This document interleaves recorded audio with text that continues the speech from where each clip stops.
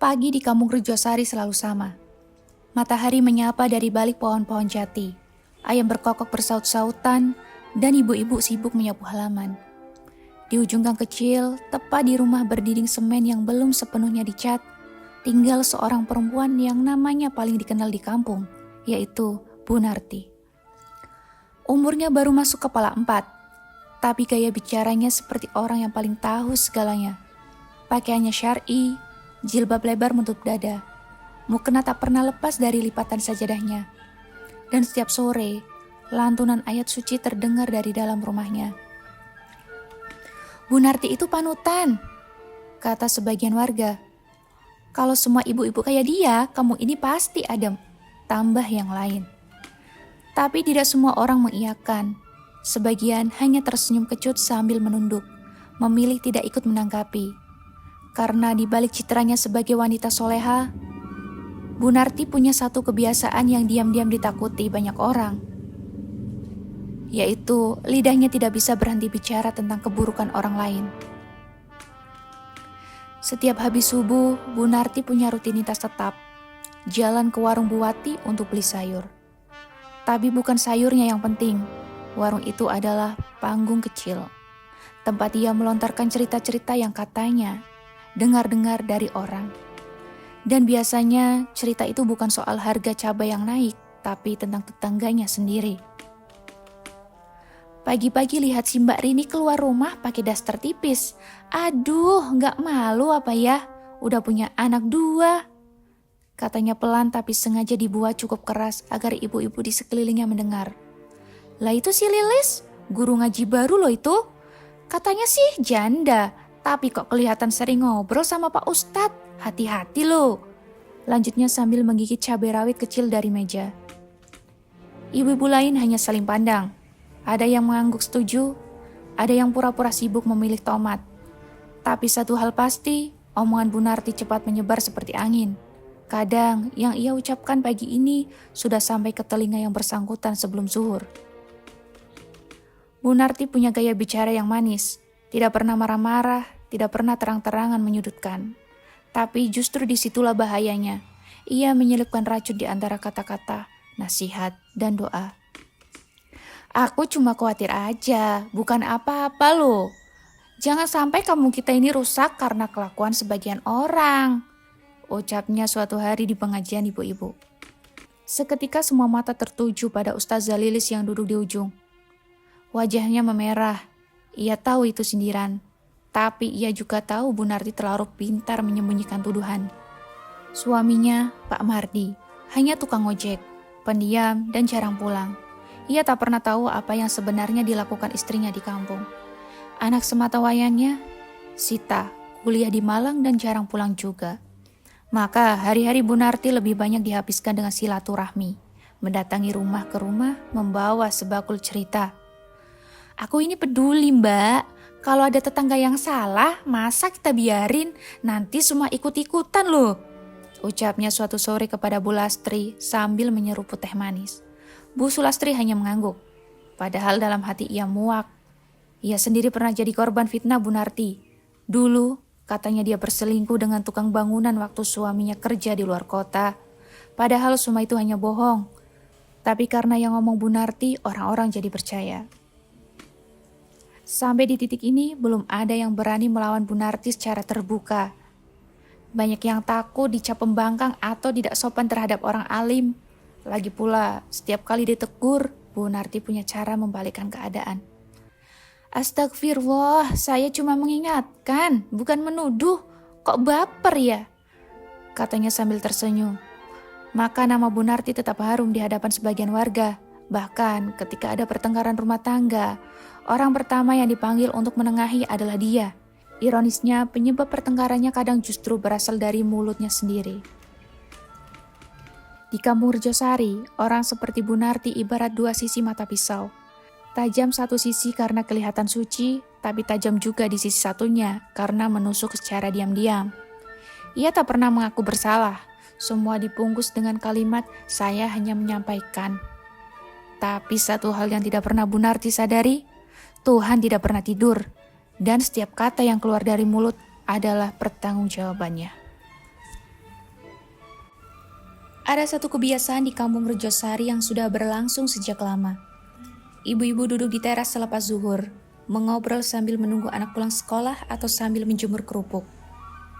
Obrolannya macam-macam, dari harga sembako sampai masalah tetangga.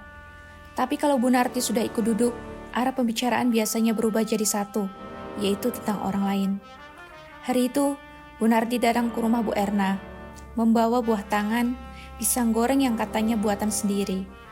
Ia duduk di teras, menyilangkan kaki, lalu mulai bicara seperti biasa. Aku lewat depan rumah Mbak Sri tadi pagi loh. Pintu rumahnya kebuka lebar. Mas Darto gak kelihatan, tapi ada motor parkir. Motor yang gak pernah aku lihat sebelumnya. Motor siapa ya? Tanyanya lirih, tapi cukup nyaring untuk memancing rasa ingin tahu. Bu Erna langsung mengernyit. Hah? Motor siapa, Bu? Ya aku gak tahu, tapi aneh aja. Mbak Sri itu kan suaminya kerja pagi. Lah itu motor siapa? Bu Narti sambil menggigit pisangnya. Aku sih cuma prihatin, gak enak kalau nanti orang-orang salah sangka loh. Dan seperti biasa, setelah Bu Narti pulang, cerita cepat menyebar ke tetangga. Dalam hitungan jam, kampung sudah ramai membicarakan dugaan bahwa Mbak Sri kedatangan lelaki lain saat suaminya tak di rumah. Padahal faktanya, motor itu milik sepupunya yang sedang mampir dari Bondowoso. Beberapa hari kemudian, Mas Darto pulang lebih awal dari biasanya. Wajahnya gelap, dingin. Ia menatap istrinya dengan curiga. Kamu benar kedatangan tamu waktu aku kerja. Mbak Sri jelas bingung. Itu sepupuku, Mas. Mau nganter kelapa buat ibu. Kok kamu ngomong kayak gitu? Mas Darto hanya diam, tapi sorot matanya berbeda. Sejak hari itu, rumah tangga mereka berubah dingin. Tak ada lagi obrolan hangat setiap malam. Semua serba canggung. Dan di balik semua itu, nama Bu Narti tak pernah muncul. Karena ucapannya disebar dengan licin, seolah hanya kekhawatiran. Bu Narti seperti biasa, tetap tersenyum, tetap menyapa semua orang dengan ucapan Assalamualaikum yang panjang dan lembut. Bahkan dia masih sempat mengajak ibu-ibu untuk arisan rutin di rumahnya. Tapi yang tidak disadari orang-orang, tiap kalimatnya mengandung racun. Seperti saat ini bicara soal Bu Lina, tetangga yang baru saja buka warung kopi kecil di depan rumah. Itu loh Bu, warungnya Bu Lina. Banyak laki-laki nongkrong malam-malam. Kok kayak bukan warung biasa ya? Ucapnya kepada Bu Sulastri. Ya mungkin orang cuma cari kopi Bu, jawab Bu Sulastri pelan. Bu Narti tertawa kecil. Aku sih cuma ngomong, daripada nanti banyak yang tergoda, aku perempuan juga, aku paham.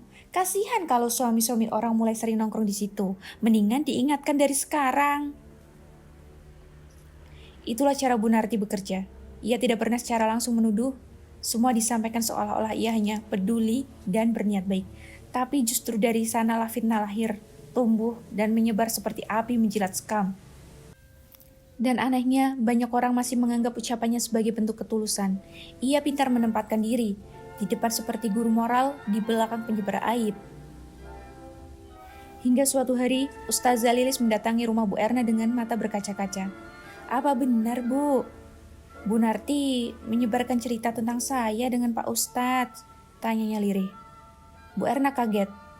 Loh, saya dengar cerita itu juga dari orang lain, Bu. Tapi kalau boleh jujur, yang pertama kali ngomong sih, ya Bu Narti. Ustazah Lilis menghela nafas panjang. Saya tidak marah, cuma sedih. Apa susahnya menilai orang dari niat baik? Mengapa semua harus diukur dari curiga? Hari itu, Bu Erna merasa ada yang tidak beres. Ia mulai mengingat kembali semua cerita-cerita Bu Narti selama ini. Lalu sadar, setiap masalah besar di kampung ini selalu bermula dari satu titik yang sama, yaitu mulut manis yang beracun. Namun, meski banyak yang mulai curiga, tak ada yang benar-benar berani menegur. Bu Narti terlalu licin, ia pandai membalikan tuduhan, dan ia selalu punya pembela. Penampilannya yang terlihat soleha, serta hafalan ayat-ayat pendek yang sering ia kutipkan dalam obrolan. Tapi Tuhan tidak pernah tidur. Untuk sekarang ini, Bu Narti masih duduk di teras rumah, tersenyum kepada siapa saja yang lewat sambil menyusun cerita baru untuk disebar esok pagi. Kedatangan Ustazah Lilis ke kampung Rujosari awalnya membawa angin segar. Perempuan berusia 30-an itu datang dengan sikap ramah, santun, dan tak banyak bicara. Ia pindah ke rumah warisan orang tuanya setelah suaminya wafat dalam kecelakaan 2 tahun lalu. Sejak itu, Lilis mengabdikan diri sebagai guru ngaji untuk anak-anak kampung secara gratis. Setiap sore, anak-anak berdatangan ke rumahnya. Suaranya lembut, sabarnya tak habis. Bahkan, anak-anak yang biasanya susah diatur, dia pun patuh dan bisa duduk mengaji bersama Ustazah Lilis. Alhamdulillah, akhirnya ada yang mau ngajari anak-anak tanpa minta bayaran, kata Bu Erna suatu hari. Dan ngajinya enak ya, nggak pakai marah-marah, sahut Bu Selastri. Namun tidak semua orang senang dengan kehadiran Lilis, terutama satu orang, yaitu Bu Narti. Dari luar, Bu Narti tetap tersenyum saat menyapa Ustazah Lilis. Bahkan sempat membawakan bingkisan berisi kerudung dan mukena ketika Bu Lilis baru pindah. Semoga betah di sini ya Bu, kampung ini adem loh, asal kita pandai menjaga, ucap Bu Narti sambil menyodorkan bingkisan. Lilis menerima dengan sopan. Terima kasih banyak ya Bu Narti, saya juga ingin bisa berbuat baik di sini. Tapi di balik senyuman itu, Bu Narti mulai merasa terusik. Dulu semua ibu-ibu datang padanya untuk tanya soal agama, minta nasihat, atau hanya sekedar ngobrol. Tapi kini, perlahan perhatian itu berpindah. Anak-anak lebih memilih belajar di rumah Ustazah Lilis. Bahkan beberapa ibu mulai curhat pada Lilis, bukan lagi pada Bu Narti. Ih, baru datang udah sok suci, gumam Bu Narti dalam hati. Dan sejak itu, perang dingin dimulai. Pelan-pelan Bu Narti menyebar cerita. Katanya Ustazah Lilis itu janda muda. Tapi kenapa sering ngobrol sama Pak Ustadz ya? Kan beliau udah punya istri, ucapnya pada Bu Jum. Bu Jum mengerutkan dahi. Ngobrolnya di mana, Bu? Lah, aku lihat sendiri waktu di masjid kemarin. Ngobrolnya pelan-pelan, deket-deket. Aku sih nggak nuduh ya. Cuma ya tahu sendirilah, godaan perempuan muda, ujarnya sambil mengelus dagu. Cerita itu menyebar seperti percikan api di jerami yang kering. Dalam hitungan hari, bisik-bisik mulai muncul di pengajian, di warung, bahkan di arisan. Padahal Pak Ustadz hanya sekali mengantar kitab atau membantu urusan masjid. Ustazah Lilis mulai merasakan perubahan. Wajah-wajah yang dulu ramah, kini terasa canggung. Anak-anak pun mulai berkurang datang mengaji. Bu, kata ibu saya nggak boleh ngaji di sini dulu, ujar seorang anak dengan polos. Kenapa? Tanya Ustazah Lilis pelan. Anak itu pun menunduk. Gak tahu, katanya Ustazah dekat sama Pak Ustadz. Lilis terdiam, matanya memerah. Suatu malam, ia memberanikan diri datang ke rumah Bu Narti, membawa semangkuk kolak pisang. Maaf Bu Narti, saya hanya ingin klarifikasi. Apakah benar ibu yang menyebarkan cerita soal saya? Tanyanya Lilis dengan pelan dan sopan. Bu Narti tampak terkejut, tapi hanya sebentar. Lalu ia tertawa kecil. Astagfirullah, saya ini cuma menyampaikan apa yang saya dengar. Jangan baper ya Bu Lilis, mungkin ibu terlalu sensitif. Lilis menatap wajahnya dalam-dalam. Saat itu, ia sadar di balik jilbab lebar dan kalimat istighfar yang terus diulang-ulang, ada hati yang busuk tersembunyi rapi di balik wajah ramah. Ia bangkit, pamit dan pergi tanpa sepatah kata pun.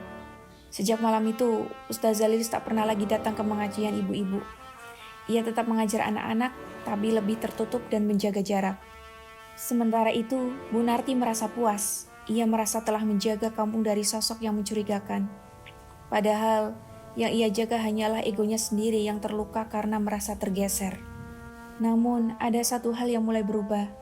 Suatu pagi, saat hendak menyuap bubur, lidahnya terasa kaku, seperti tebal. Ia pikir karena kurang tidur. Tapi hari berikutnya, sensasinya makin aneh. Ada rasa berat di lidah, seperti ada yang menahan untuk bicara terlalu banyak. Tapi ia abaikan. Mungkin masuk angin kali ya, katanya. Padahal itu awal dari sebuah balasan yang diam-diam mulai bekerja. Tuhan mulai menyiapkan pelajaran untuk Bu Narti. Sebuah azab yang tidak datang dalam bentuk petir ataupun banjir besar, tapi lewat bagian tubuh yang paling sering ia gunakan untuk menyakiti orang lain, yaitu lidahnya sendiri. Malam itu, langit di Kampung Rejosari tampak muram. Awan menggantung tebal, angin berembus pelan dan suara jangkrik terdengar seperti sedang berbisik sesuatu. Di dalam rumah yang sepi, Bu Narti tertidur lebih cepat dari biasanya.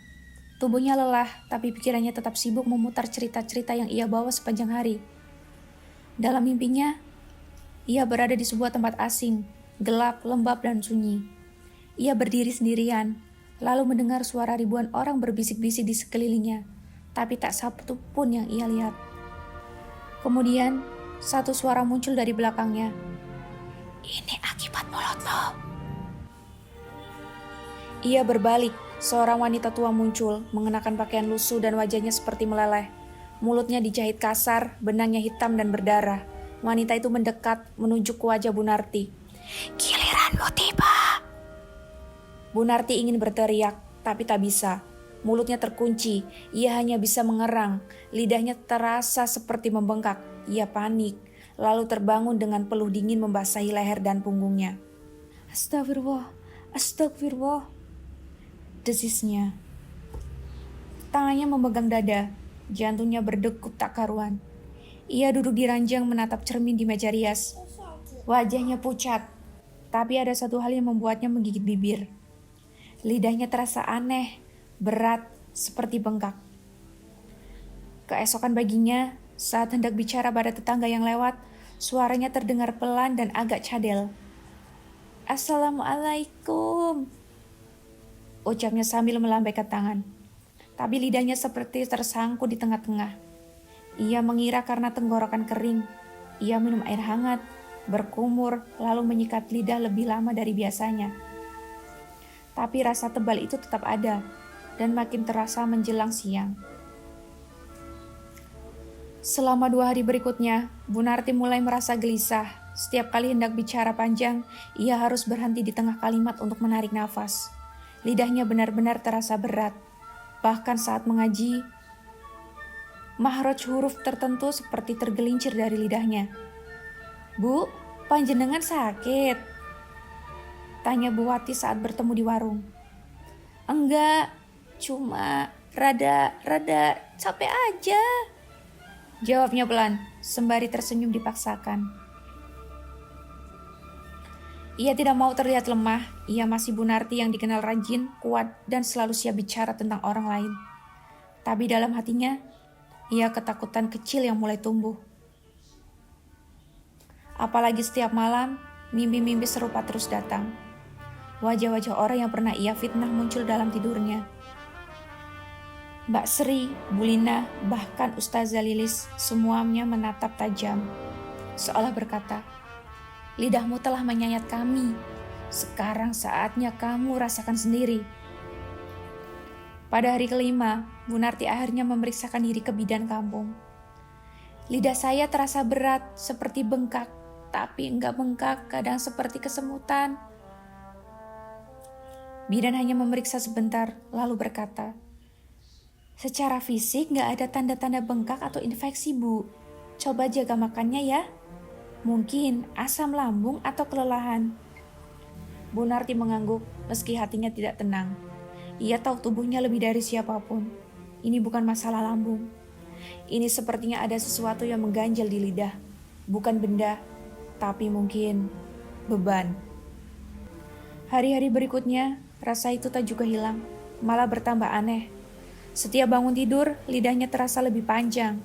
Ia melihat ke cermin dan merasa lidahnya benar-benar melebar sedikit. Tapi orang lain tak memperhatikan atau tak berani berkata. Ia mencoba menyikat lebih keras, bahkan menggosok dengan air garam, tapi tak mempan. Dan yang paling mengerikan, ia tak bisa lagi bicara sepanjang dulu. Biasanya satu pagi cukup untuk mampir ke 3 rumah untuk menyebarkan cerita. Kini, ia hanya mampu bicara sebentar, lalu terdiam karena kelelahan. Seolah lidahnya sendiri yang menghukumnya. Malam itu, saat semua orang terlelap, Bu Narti duduk sendirian di depan cermin. Ia membuka mulut lebar-lebar, menatap lidahnya. Ada guratan halus yang mulai tampak di sisi lidah, mirip urat tapi lebih menonjol. Ia pun tersentak. Tidak mungkin, Ini pasti halusinasi. Tapi suara kecil di hatinya mulai berteriak. Kau kira semua ucapanmu tidak akan dibalas? Kau pikir Tuhan akan diam saja saat kau hancurkan hidup orang lain dengan lidahmu? Bu Narti memejamkan mata. Ia membaca istighfar, lalu membuka kitab suci. Tapi bahkan membaca pun kini mulai berat. Lidahnya lambat, cadel, dan seakan tak mau bekerja sama. Ia menutup Al-Quran, memeluknya erat dan menangis. Namun, air mata tak bisa menghapus dosa yang sudah menggoyahkan hati orang lain. Dan ini baru awal, azab pun belum selesai. Waktu terus berjalan, dan seperti pepatah lama di kampung Rejosari, lidah tak bertulang tapi bisa mematahkan banyak hati. Itulah yang perlahan disadari warga satu persatu. Sejak Bu Narti mulai jarang muncul di warung atau di acara pengajian, suasana kampung terasa berbeda. Tidak lagi ramai bisik-bisik atau cerita yang saling dilempar diam-diam. Entah kenapa, ibu-ibu yang biasanya suka berkumpul pun jadi senyap. Seperti sedang menyadari bahwa banyak hal buruk yang selama ini mereka dengar ternyata bukan kebenaran. Puncaknya terjadi saat Mbak Sri dan Mas Darto datang ke pengajian dan duduk berdampingan. Beberapa bulan sebelumnya, rumah tangga mereka sempat diambang perceraian, dan semua orang tahu siapa yang memulai desas-desusnya. Tapi malam itu, mereka berdiri di depan jamaah dan berbicara. Saya cuma ingin meluruskan, kata Mbak Sri dengan tenang. Motor yang sempat dipermasalahkan itu milik adik sepupu saya yang dari Bondowoso. Dan saya nggak pernah melakukan hal-hal yang seperti diberitakan ibu-ibu. Mas Darto pun mengangguk. Saya sempat terpengaruh. Tapi setelah bicara langsung dan menyelidiki, saya sadar semua itu cuma omongan orang. Ruangan hening, semua mata saling melirik. Nama Bu Narti tidak disebutkan, tapi semua tahu siapa sumber utama gosip itu. Tak lama setelah itu, Bu Lina pemilik warung kopi kecil juga bicara. Ia bilang bahwa selama ini ia mendengar sendiri omongan Bu Narti soal warungnya yang gak benar. Saya gak pernah jualan apa-apa selain kopi, teh, dan gorengan. Kalau laki-laki nongkrong malam, itu karena mereka habis ronda. Tapi entah kenapa, saya malah dicurigai. Katanya sambil menahan tangis. Warga mulai sadar, keping demi keping cerita mulai tersambung. Orang-orang yang dulu sempat berselisih, kini perlahan saling memaafkan. Tapi satu nama, satu wajah, satu sosok yang dulu dipuja sebagai tokoh pengajian kampung, justru menjadi pusat kesalahan. Sementara itu, di rumahnya, Bu Narti mulai mengurung diri. Ia hampir tidak keluar rumah selama seminggu. Lidahnya kini semakin berat untuk digerakkan. Bahkan untuk mengucap Assalamualaikum pun suaranya terdengar tidak jelas seperti orang yang tergigit lidahnya sendiri. Tiap kali ia bercermin, ia melihat lidahnya benar-benar berubah. Memanjang sedikit demi sedikit. Tidak drastis, tapi cukup jelas bila diperhatikan. Dan rasa sakit itu makin terasa saat ia berusaha bicara terlalu banyak. Seperti ada tekanan dari dalam mulut, seperti Tuhan sedang berkata, "Cukup." Di saat yang bersamaan, anak-anak kecil yang dulu sering jadi korban cerita-cerita ibunya, mulai berbicara di luar. "Aku dibilangin Bu Narti, katanya ibuku suka belanja online, padahal utang belum lunas," kata seorang anak dengan polos. "Aku dibilang anak nakal, padahal waktu itu aku cuma main layangan di depan rumahnya loh," tambah yang lain. Cerita-cerita itu muncul dari mulut anak-anak yang polos. Tapi justru dari sana orang-orang dewasa mulai benar-benar melihat betapa parahnya luka yang ditinggalkan oleh mulut yang tak dijaga. Suatu sore, Pak RT mendatangi rumah Bu Narti, membawa surat undangan rapat warga dan juga beberapa pertanyaan. "Bu Narti, mohon maaf. Ada beberapa warga yang ingin klarifikasi soal hal-hal yang Ibu sampaikan selama ini. Kami hanya ingin memastikan semuanya beres." Bu Narti hanya terdiam. Ia berusaha menjawab, tapi lidahnya makin sulit digerakkan. Ucapannya cadel, terbata-bata, dan memalukan. Aku tidak. Suaranya mengambang. Pak RT tertegun. "Bu, panjenengan sakit?" Bu Narti menggeleng lemah. Matanya berkaca-kaca. Pak RT hanya bisa mengangguk, lalu pamit. Tapi dalam hatinya, ia merasa ada yang tidak beres. Ia tahu benar siapa Bu Narti, dan apa yang kini menimpa wanita itu terasa seperti bukan penyakit biasa. Sejak hari itu, nama Bu Narti tak lagi disebut dengan hormat. Ia tetap dipanggil Bu Narti, tapi kini dengan nada hati-hati. Bukan karena dihormati, tapi karena ditakuti. Orang-orang mulai menjauh, anak-anak diminta tidak bermain di depan rumahnya, dan undangan pengajian tak lagi mampir ke pintunya. Bu Narti kini benar-benar sendiri, dan lidahnya, satu-satunya bagian tubuh yang dulu ia gunakan untuk menjatuhkan orang lain, kini mulai mempermalukannya perlahan. Ia tak bisa lagi berbicara seperti biasa, lidahnya menghalangi setiap kata yang ingin ia ucapkan. Bahkan untuk membaca ayat pendek pun terasa menyiksa. Namun itu belum selesai, ini baru permulaan. Kebenaran memang terlambat datang, tapi saat ia datang, ia menelanjangi semua yang palsu. Hari-hari di kampung Rejosari berjalan seperti biasa. Anak-anak berangkat sekolah, ibu-ibu sibuk di dapur atau di ladang, dan para bapak duduk santai di pos ronda sambil menyeruput kopi. Tapi di salah satu sudut kampung, di sebuah rumah bercat abu yang dulu sering ramai dikunjungi, kini suasananya sunyi, bahkan agak menyeramkan. Bu Narti, yang dulu dikenal sebagai ibu pengajian, kini tak pernah terlihat lagi di warung, di masjid, atau bahkan sekedar menyapa tetangga. Rumahnya tertutup rapat, gorden tak pernah dibuka, dan pintu hanya terbuka jika anak semata wayangnya, Sita, pulang dari Malang untuk menjenguk ibunya. Semua orang tahu Bu Narti sedang sakit, tapi bukan sakit biasa. Beberapa warga yang sempat masuk ke rumahnya, entah karena kasihan atau hanya ingin tahu, mengaku melihat sesuatu yang membuat bulu kuduk merinding. Waktu aku masuk, Bu Narti cuma duduk di kursi. Tapi yang bikin aku gak bisa tidur semalaman, lidahnya loh. Lidahnya mbak, lidahnya itu memanjang. Kayak menjulur terus dari mulutnya. Kata Bu Erna dengan wajah tegang saat bercerita ke tetangga lainnya. Astagfirullah, panjang? Tanya Bu Jum terkejut. Iya, kayak gak bisa dimasukkan lagi ke mulut. Dan bukan lidah biasa. Urat-uratnya terlihat, warnanya kehitaman, kayak busuk. Cerita itu menyebar cepat, bahkan lebih cepat dari gosip-gosip yang dulu Bu Narti sebarkan. Sita, anak satu-satunya, hanya bisa menangis setiap kali melihat ibunya. Ia sudah membawa ke puskesmas, ke bidan, bahkan ke rumah sakit di kota. Tapi hasil pemeriksaan berkata, tidak ada yang salah secara medis. Secara medis kondisi beliau baik, Mbak. Tidak ada pembengkakan atau kelainan otot di lidah, kata dokter kepada Sita. Tapi kenyataannya, lidah itu makin hari makin memanjang. Kini jika Bu Narti hendak bicara, ia harus memiringkan kepalanya, menahan air liur yang terus menetes dari ujung lidah yang tak bisa ia kendalikan. Ia tak bisa makan dengan normal, tak bisa berbicara jelas. Bahkan sholat pun hanya bisa dengan isyarat. Setiap kali mengucap ayat suci, lidahnya terasa terbakar, perih, seperti ditolak oleh setiap huruf-huruf suci yang dulu sering ia gunakan untuk menutupi keburukannya. Warga kampung tak berani lagi membicarakan langsung Bu Narti. Tapi mereka tahu itu bukan sakit biasa. Itu bukan penyakit atau virus atau kuman. Itu sesuatu yang datang dari langit sebagai teguran atau mungkin hukuman. Apa ini balasan dari semua fitnah yang ia sebarkan dulu ya? Bisik Bu Sulastri pelan. Entahlah, tapi yang jelas ini gak wajar, jawab Bu Erna. Di dalam rumahnya, Bu Narti hanya bisa duduk lemah. Tubuhnya kurus, pipinya cekung, dan lidahnya makin hari makin keluar.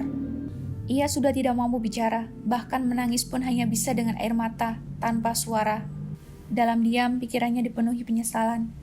Ia teringat satu persatu wajah orang yang pernah ia lukai. Mbak Sri, Bu Lina, Ustazah Lilis, dan banyak lagi. Ia teringat tiap kalimat yang ia ucapkan dengan mudah, tiap cerita yang ia buat tanpa bukti, dan tiap fitnah ia sebarkan dengan mulut manisnya. Dan gini, mulut itulah yang menghancurkannya. Pada suatu malam, Sita membacakan surat Yasin di samping ibunya. Suaranya pelan, bergetar, penuh sedih. Bu Narti hanya bisa menangis, air matanya mengalir deras. Tapi saat ia mencoba mengucap astagfirullah, lidahnya menghalangi, hanya suara mendesah yang keluar. Sejak malam itu, Bu Narti tak lagi mencoba berbicara. Ia hanya duduk, menunduk, kadang menatap kosong ke dinding. Dan lidah itu makin panjang. Beberapa orang berkata, panjangnya sudah sejangkal tangan anak kecil. Tak ada yang bisa menjelaskannya, bahkan dukun kampung pun menolak untuk datang ke rumah. Ini bukan urusan saya, katanya singkat. Semakin banyak yang percaya, Bu Narti sedang mendapat azab. Dan anehnya, semakin parah keadaannya, semakin tenang kampung Rejosari. Tidak ada lagi ribut-ribut di warung, tidak ada lagi di rumah tetangga yang berantakan karena bisikan. Pengajian ibu-ibu kembali khusyuk, anak-anak kembali belajar dengan gembira. Tanpa disadari, kampung itu telah dibebaskan dari racun yang paling berbahaya, yaitu fitnah. Pagi itu, matahari muncul malu-malu di langit kampung Rejosari. Embun masih menempel di ujung daun, tapi suasana kampung terasa berbeda. Tidak ada riuh seperti biasanya. Warga seolah sepakat menahan obrolan mereka, hanya bicara seperlunya. Di tengah kampung, tepat di rumah bercat abu yang mulai kusam, Bu Narti masih duduk di bangku panjang dekat jendela. Tubuhnya makin kurus, rambutnya tak terurus, dan lidahnya masih menjulur panjang dari mulut, tak bisa ditarik kembali. Kini panjangnya tak hanya sejengkal, tapi hampir menyentuh dada. Warnanya kehitaman, kasar, dan terlihat seperti kulit ular yang mengelupas. Tak ada satupun orang yang berani berlama-lama menatap wajahnya. Bahkan anak-anak kecil yang lewat pun menunduk atau berlari sambil menutup mata. Mereka ketakutan, bukan hanya karena penampakan fisiknya, tapi karena cerita yang beredar, Bu Narti terkena azab karena suka menyebar fitnah. Sita, anak sematawayangnya, sudah mencoba segalanya. Dari pengobatan medis hingga alternatif. Dari doa-doa ruqyah, tapi tak ada yang bisa mengubah keadaan. Malah makin dicoba diobati, lidah itu makin panjang, seolah tak mau disentuh, seolah Tuhan sedang berkata, biarkan, itu adalah hakku. Beberapa kali Sita meminta bantuan tetangga, hanya untuk sekedar membelikan makanan atau menjaga sebentar. Tapi jawabannya selalu sama. Maaf Sita, aku takut.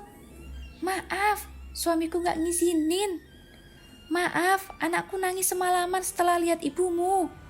Akhirnya, Sita mengurus segalanya sendiri, mencuci, memasak, membersihkan tubuh ibunya, dan menampung semua beban sendirian. Ia sendiri merasa asing dengan ibunya, perempuan yang dulu begitu percaya diri, pandai bicara, dan disegani, kini hanya duduk membisu dengan lidah yang terjulur seperti hewan yang kehausan. Pengajian ibu-ibu di masjid tak lagi menyebut nama Bu Narti sebagai panitia. Tidak ada yang menanyakan kabarnya secara terbuka. Bahkan, Bu RT yang dulu dekat dengannya, kini hanya lewat rumahnya dengan langkah cepat. Orang-orang memang kejam ya, Bu?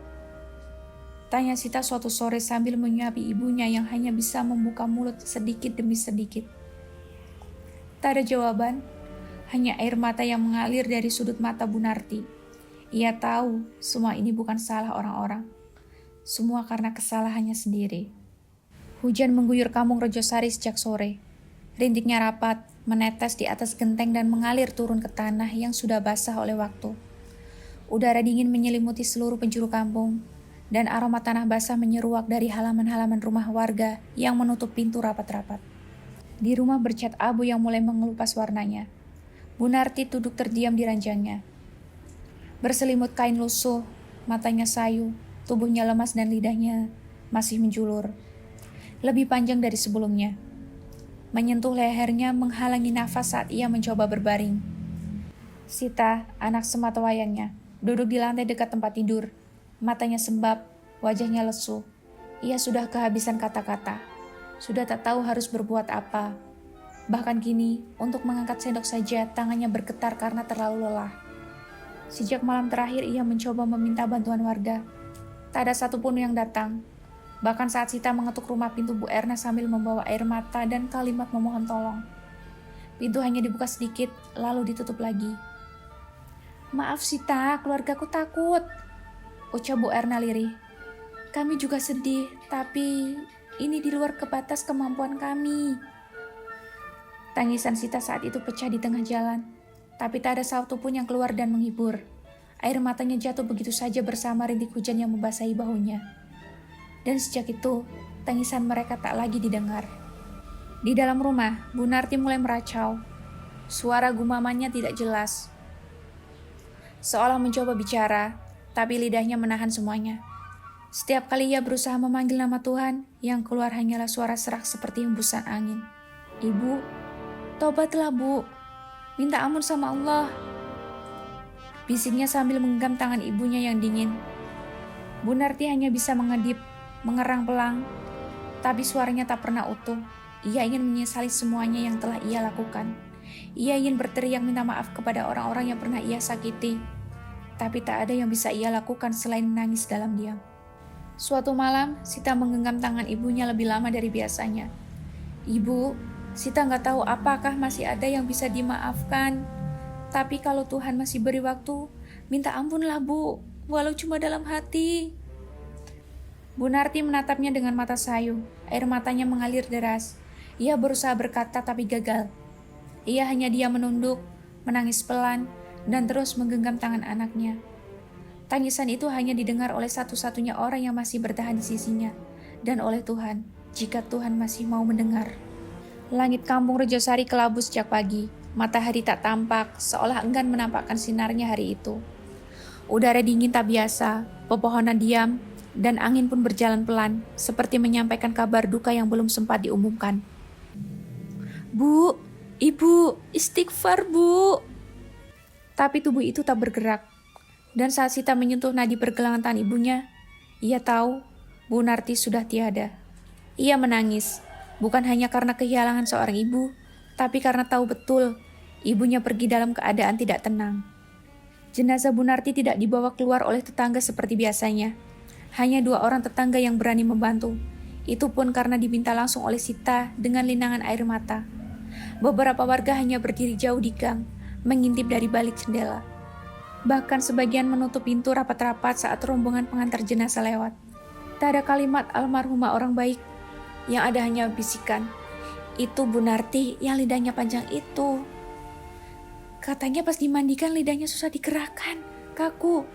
Astagfirullah, jangan sampai seperti itu. Di pemakaman, tanah merah dibuka pelan-pelan, jenazah dibaringkan. Tapi ada satu hal yang tak biasa. Saat kain kafan hendak ditutup rapat di bagian wajah, lidah Bu Narti terlihat masih menjulur. Tak bisa dilipat masuk, bahkan saat Pak Ustadz mencoba memperbaiki posisi jenazah, ia terdiam beberapa saat, seolah tahu itu bukan sesuatu yang bisa diatasi dengan tangan manusia. Akhirnya, kafan ditutup dengan posisi apa adanya. Hari-hari berlalu sejak kepergian Bu Narti.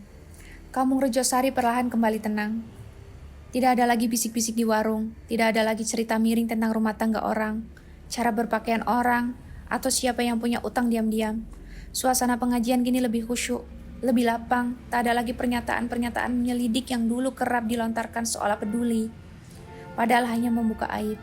Namun, nama Bu Narti tak pernah benar-benar hilang dari ingatan warga. Bukan karena jasa, bukan pula karena kebaikan, tapi karena kisahnya menjadi pelajaran paling nyata tentang bahaya lisan yang tidak dijaga.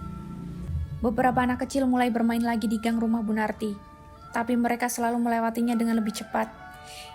Ih, itu rumahnya Bu Narti, kata salah satu anak pada temannya yang baru pindah ke kampung. Hi, yang lidahnya panjang karena suka fitnah. Anak itu pun mengangguk, meskipun belum tahu siapa Bu Narti, tapi kisahnya telah tersebar seperti legenda. Bukan legenda tentang kebaikan, tapi peringatan akan akibat dari sebuah keburukan.